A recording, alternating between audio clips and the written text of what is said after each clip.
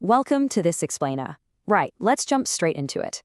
So, England's education system is standing on the edge of a pretty massive transformation when it comes to children with special educational needs and disabilities, what we all universally know as SEND. The government has rolled out this incredibly ambitious new reform plan, and they're promising a fairer, much more inclusive system. But, it begs a central burning question. Is this top-down policy actually going to work on the ground? For the children who need it most, for their parents, and for the teachers? Well, that is exactly what we are going to figure out today. Here's our roadmap for today. First up, the SEND reform plan. Then, we'll look at the £7 billion investment. Third, expert concerns and challenges. Fourth, families, schools and trusts. And finally, number 5, is this a genuine promise or a repeat of past failures? Okay, Section 1, the SEND reform plan, shifting the baseline.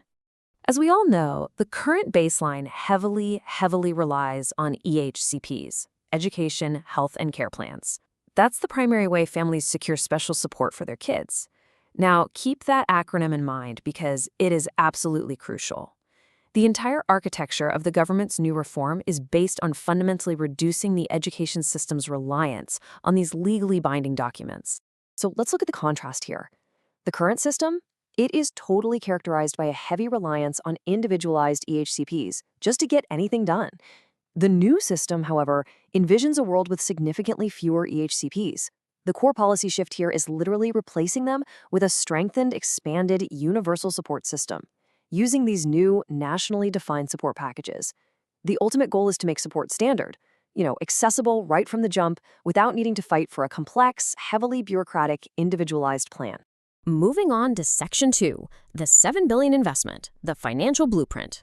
£7 billion. I mean, just to put that into perspective, that is a massive percentage of the entire national education budget dedicated purely to this one specific area. It's staggering, but that number really underscores just how serious this structural overhaul is meant to be. I mean, let's be real. You simply cannot shift a national education baseline without a huge injection of capital, and this represents the absolute financial backbone of the entire SEND reform. So how does that huge number actually break down in practice? Well, the largest slice by far, about £3.7 billion, is dedicated strictly to infrastructure. We're talking building accessible facilities and creating a lot more special school places. Then you've got £1.8 billion allocated for an experts at hand service. The idea here is to literally bring therapists and psychologists directly into mainstream schools. And finally, $1.6 billion is carved out for generalized, improved inclusion across all schools. So it's a very specific division of resources, all aimed at making mainstream schooling far more capable of handling diverse needs. All right, Section 3, expert concerns and challenges, the reality check. Now, experts across the board certainly welcome the funding because, hey, you really can't argue with an extra £7 billion, right? But they do have some very valid warnings about how this plan is actually going to unfold in practice. Basically, their core concerns fall into 3 main categories: the impact of mandatory reassessments at ages 11 and 16, a heavy reliance on non-specialist teaching assistants, and stricter parent engagement standards. Let's break these down to really understand the critics' perspective. First up, let's look at ages 11 and 16. Under these new reforms, reassessments are heavily emphasized at these 2 specific milestones. But experts are warning that mandating reassessments at these critical transition ages could inadvertently create some deep, debilitating uncertainty for vulnerable kids. Think about it. Right when a child needs stability the most, they're suddenly facing a massive systemic review. Imagine navigating the already terrifying jump to secondary school while simultaneously worrying your entire support structure might just be pulled away in the process. It's a lot. And that brings up what experts are calling the specialist gap. Now, the reform's big push for expanded universal support sounds absolutely great in theory, but critics note a very specific practical concern. Who is actually delivering this support? There's a really deep worry here that the system is going to rely heavily on teaching assistants who just don't have specialist training. And without that targeted, specialized expertise, well, children with specific, complex learning difficulties might be left severely underserved in these newly inclusive mainstream classrooms. Which brings us to Section 4. Families, schools, and trust, the human element. This situation creates what we can call a partnership paradox. On one hand, the government optimistically wants families to act as equal partners in this whole educational journey. Sounds nice, right?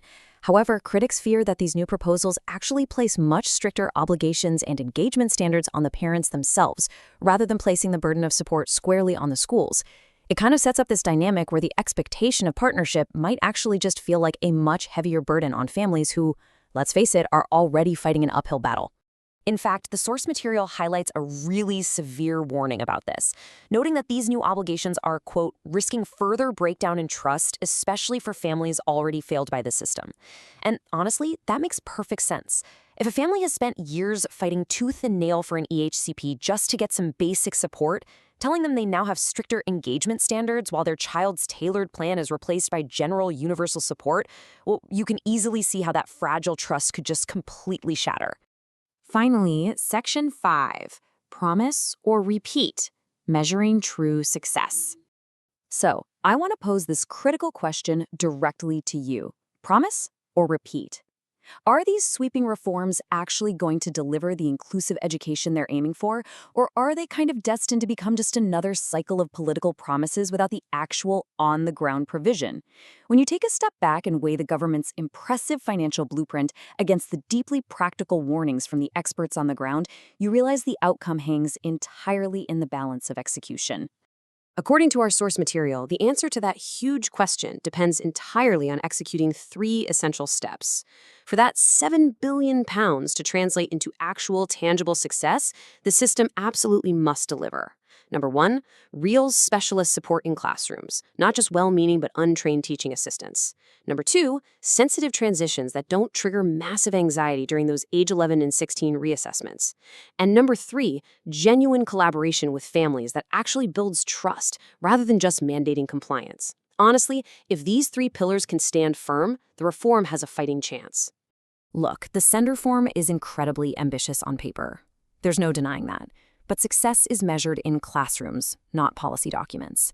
It all comes down to whether, at the end of the day, every single child receives the exact support they need to thrive. Will the execution actually live up to the blueprint? That is the question we all need to be asking as this unfolds. Thank you so much for joining me for this explainer. Keep asking the hard questions, and I'll see you next time. Thanks for watching SB Insights. Don't forget to like, share, and subscribe.